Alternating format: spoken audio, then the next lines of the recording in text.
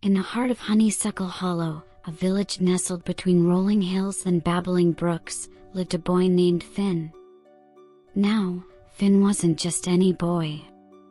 With his windswept brown hair and eyes the color of melted chocolate, some might even call him handsome. But Finn cared little for such things.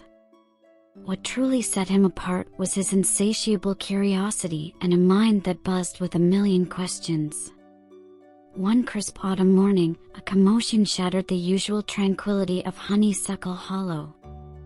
Mrs. Honeydew, the village baker, burst from her shop, flour dusting her apron like snowflakes.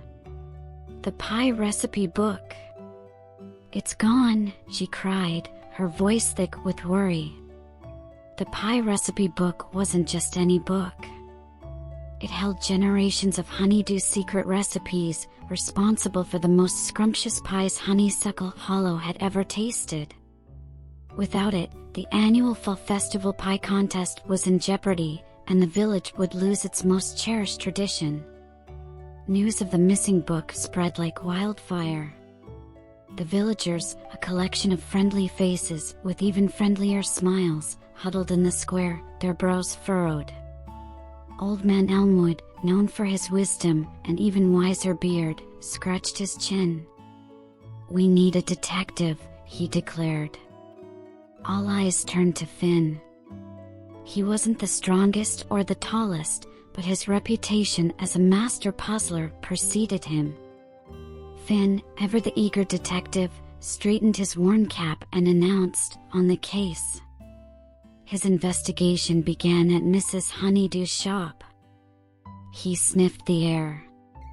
No strange smells, which ruled out wandering skunks, a common, albeit smelly, occurrence. He examined the open window, but the sill was too high for a small critter. Then, he spotted it, a tiny, muddy footprint on the floor, barely bigger than his thumb. Following a trail of similar footprints through the village, Finn found himself at the edge of the Whispering Woods.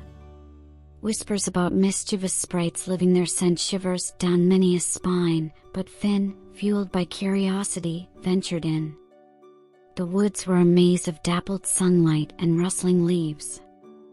Following the trail, he stumbled upon a clearing bathed in an ethereal glow. There, perched on a gnarled branch, sat a tiny creature with iridescent wings and sparkling eyes. It was a sprite, no bigger than his hand, holding a book that looked suspiciously familiar. "Ah, hello there, young detective," the sprite chirped, his voice tinkling like wind chimes. "This wouldn't happen to be the pie recipe book you're missing, would it?" Finn's suspicions were confirmed. The sprite, it turned out, was a mischievous fellow named Pip who craved the taste of Mrs. Honeydew's pies. He'd planned to use the recipe to bake his own. Finn knew scolding wouldn't work. He sat down, explaining the importance of the book to the village and the joy it brought everyone through the annual pie contest. Pip listened intently, his wings drooping slightly. "I see," he mumbled. "I just wanted to taste a pie as delicious as the ones everyone talks about." A smile spread across Finn's face. He proposed a deal. Pip could help Mrs. Honeydew bake a pie for the contest using his magic to gather the juiciest berries and fluffiest clouds for the filling. Pip's eyes lit up. Together, they returned to Mrs. Honeydew's shop. Pip used his magic, while Mrs. Honeydew, guided by Finn's keen observations from the trail of footprints, expertly crafted the pie. The result: a masterpiece that shimmered with Pip's magic and Mrs. Honeydew's skill.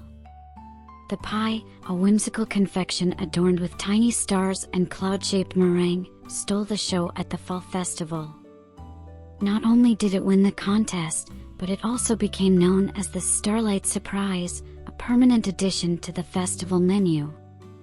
Pip became a friend of the village, sharing his magic responsibly, and Finn remained Honeysuckle Hollow's resident detective, his curiosity forever leading him to new, delicious mysteries.